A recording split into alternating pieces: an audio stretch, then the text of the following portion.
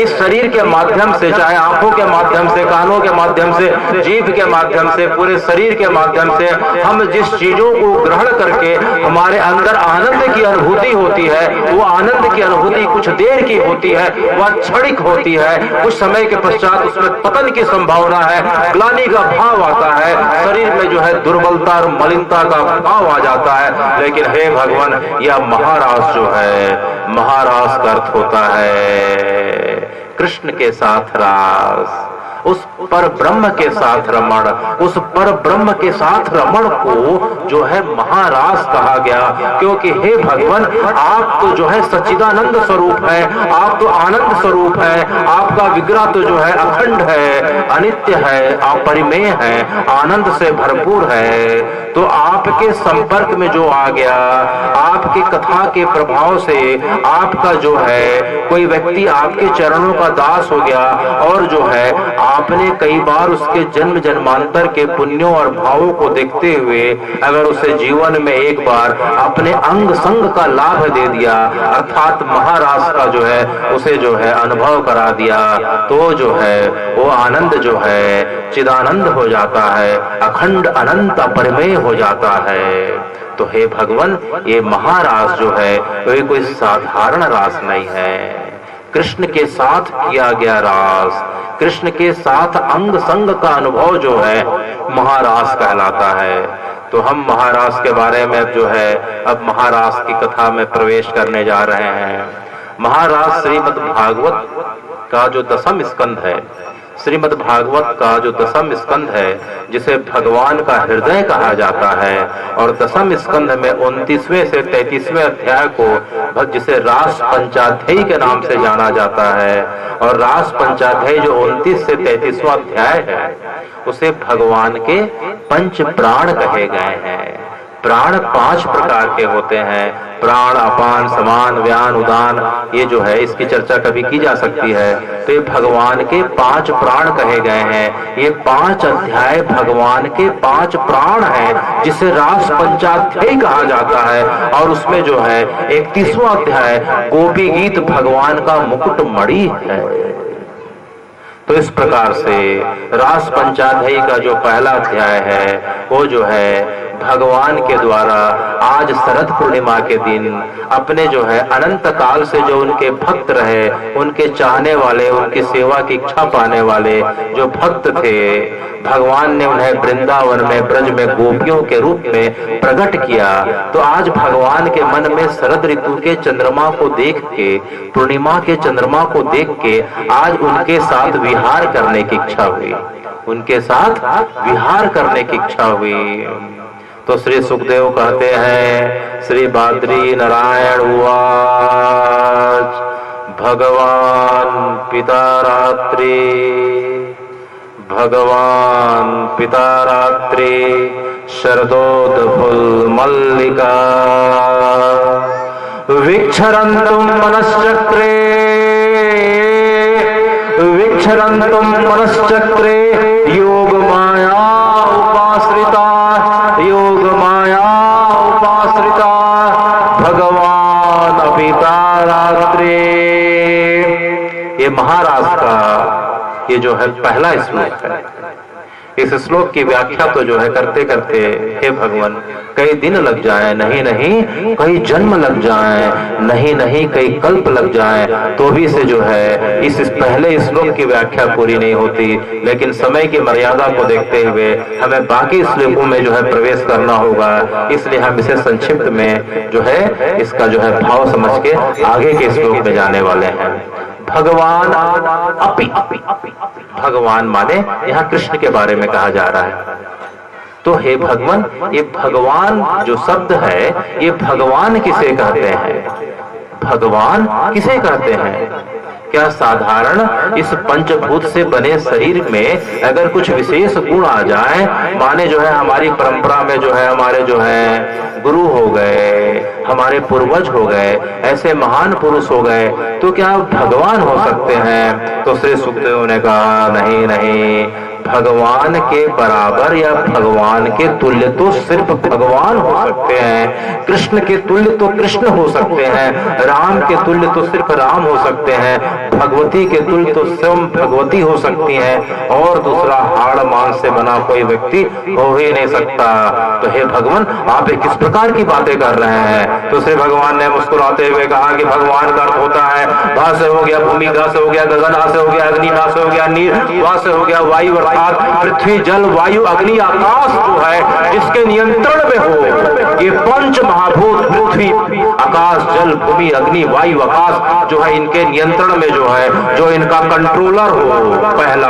और जो है इस पृथ्वी में, इस जल में, इस गगन में, अर्थात जो जलचर हो, थलचर हो, गगनचर हो, उभयचर हो, अंडज हो, पिंडज हो, श्वेतज हो, उद्भज हो, इस प्रकार के जितने प्राणी जो है इस धरा पे जो उत्पन्न होते हो, उनका सम्यक भाव से बिना भेदभाव करे जो पालन करे, पोषण करे, वो भगवान होता है, दूसरा कोई भगवान नहीं हो सकता। इसलिए हे भगवान, भगवान तो सिर्फ आप ही हैं। तो भगवान अपि तारात्रि, अपि माने भी, अपि माने भी, ता माने उस बहुवचन रात्रि, तो उस रात्रि को भगवान के मन में भी, भगवान के मन में भी आज जो है शरद पूर्णिमा के चांद को देख के वृंदावन में यमुना जी के किनारे भगवान को आज शरद पूर्णिमा के चांद को देख के उनके मन में भी इच्छा जागृत हो रही है। भगवान पिता रात्रि शरदोत फुल्ल मल्लिका,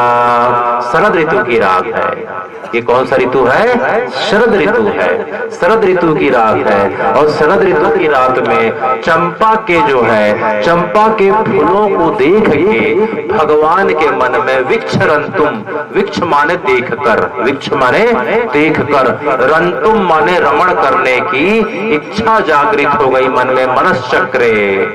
तो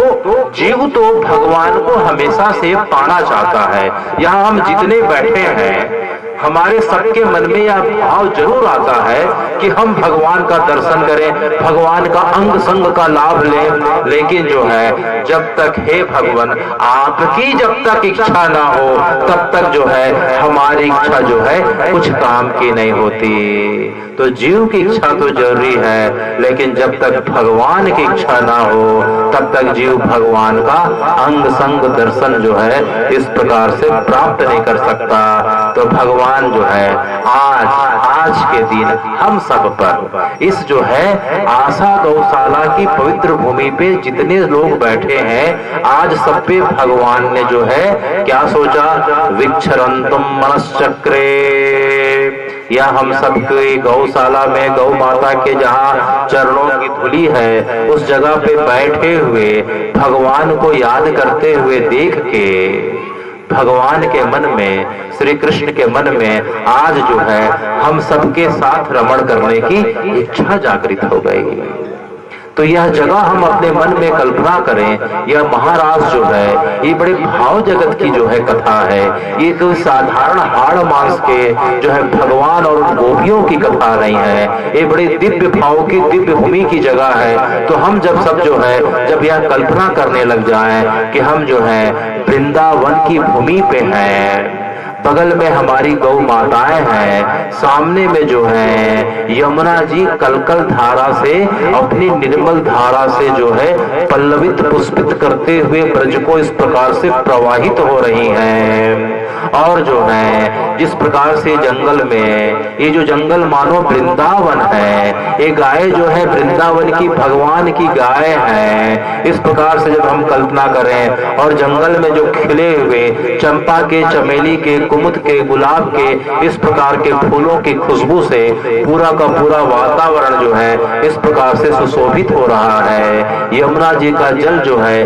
कलकल करता बह रहा है, इसी समय हम सबके बीच जो है भगवान जो है आते हैं। भगवान जो है आज जो है शरद पूर्णिमा के विशेष अवसर पे आज भगवान ने अपना विशेष स्वरूप का जो है इस प्रकार से धारण करके रखा है। भगवान जो है अपने सिर में मोर मुकुट धारण करे हैं, आंखों में काजल लगाए हैं, गले में वैजंती माला है और जो है अपने अंग पे जो है पीतांबर धारण करके रखे हैं और उनके कमर में करधनी है, पैर में पायल है और हाथों में जो है इस प्रकार से अपनी प्रिय जो है बांसुरी को रखे हैं। तो भगवान जो है इस प्रकार से विशेष धारण करके विशेष स्वरूप धारण करके आए हैं। उस स्वरूप का वर्णन जो है इस प्रकार से है और उनके चेहरे पे जो है गौ माता का तिलक है, जिसे कस्तूरी तिलक कहा जाता है।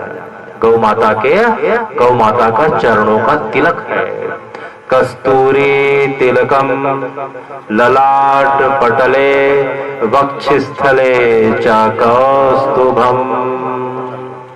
नासाग्रे नवमुक्तिकम करतले वेणु करे च कंकणम सर्वांगे हरिचंदनम सुललितम कंठे च मुक्तावली गोपस्त्री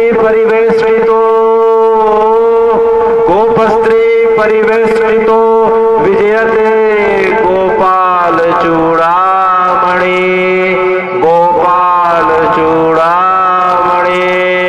तो भगवान इस प्रकार से जो है अपना विशेष स्वरूप धारण करके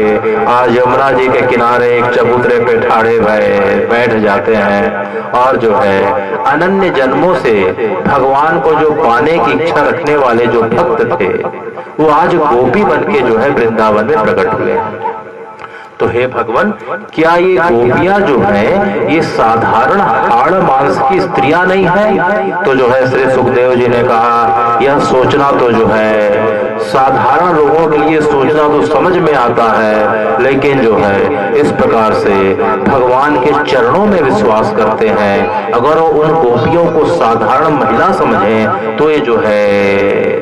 ये दोष की श्रेणी में आता है। किसकी श्रेणी में? दोष की श्रेणी में आता है। तो हे भगवान, हमें अगर दोष ना लगे और हम समझ में आ जाए कि गोपियां कौन है तो क्या आप हमें बताने का प्रयास करेंगे? तो श्री सुखदेव जी ने कहा कि गोपियां कोई साधारण गोपियां नहीं है। ये भगवान जो है जब दंड कारण जब राम का अवतार हुआ था तो राम जानकी और लखन के साथ जो है दंड कारण की यात्रा करते करते जब जो है धमतरी के आगे जब बढ़ते जा रहे थे सिहावा क्षेत्र में, तो सिहावा क्षेत्र में श्रृंगी ऋषि और उनके समय के जो है उनके पिता विभांडक और उनके जो है अनन्य ऋषि थे, जो सप्त ऋषियों का वर्णन आता है, मुचकुंद का आता है, विश्वामित्र का आता है, वाल्मीकि का आता है, अनेक अनेक काल में अनेक ऋषि हुए हैं, अंगिरा हुए, गौतम हुए। तो जो है उन ऋषियों के मन में जो दंड कारण में जो है तपस्या में रत थे, उन्होंने जब देखा कि जानकी जी भगवान का अंग संग का सेवा का प्राप्त का इस प्रकार का लाभ ले रही है, तो उन ऋषियों के मन में भी एक प्रकार से इच्छा हुई कि काश हे भगवान हमारा भी जन्म ऐसा होता कि हम जो है आपके अंग संग का लाभ प्राप्त कर लेते। तो भगवान ने उनकी इच्छा को मन ही मन जो है स्वीकार करते हुए कहा ऐसा ही हो एवमस्तु।